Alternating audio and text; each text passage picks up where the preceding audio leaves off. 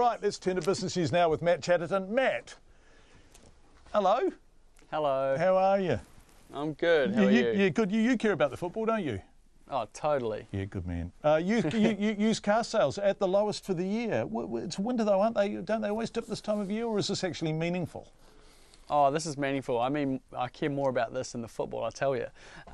Turner's Cars have come out with these numbers. They are the country's biggest used car dealer. They say that dealer sales were down more than 2% in June on a year ago. And no, it's not necessarily because of the winter. They believe it's because of the stink bug scare. He says, the Turner CEO, Greg Hedgepeth, says it's not that people don't want to buy cars, it's that there aren't enough cars in the country at the moment, because of the stink bug scare. He said that it created a backlog which strained the infrastructure here once those cars entered New Zealand.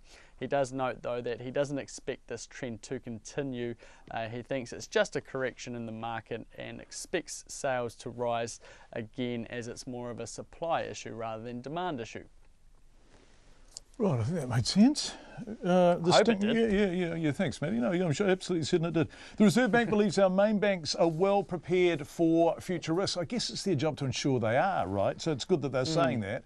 Yes, indeed. Sort of a little bit relates to the stuff you're mentioning before the headlines, which I'll get to shortly. But the Reserve Bank says it's willing to let the big retail banks calculate the risk they are carrying, which will determine how much they have to hold in reserves and capital. This does come with some conditions though.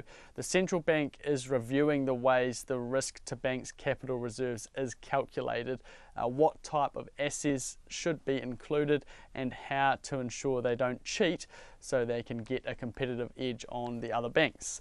The Reserve Bank says it's willing to trust the major banks to use their own criteria about how much risk they're carrying from loans to various sectors such as dairy farmers, households, property developers, or even big companies.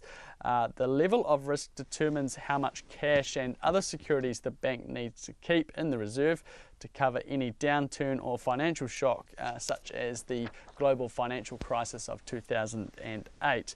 But it does also want to make sure that the banks aren't cheating. So if a bank was to underestimate the amount of risk, it would need to lower the level of reserves, and that would actually help boost the bank's profits. So the RNZ says it will probably use a second set of risk calculations of an international standard, so that way there is an independent measuring tool, and it will make its final decision later in the year on what the final level of reserves banks need to have in their coffers are.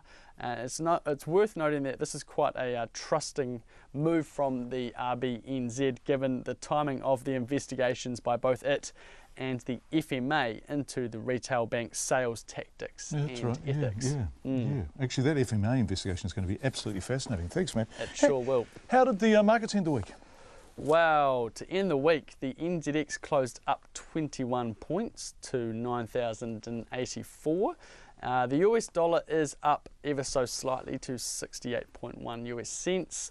The Oz is up as well. The Australian dollar is sitting at around 92 cents, and the British pound up to 51.5 pence. So, yeah, not bad. Matt Chatterton, thank you very much indeed. Have a great weekend, Matty.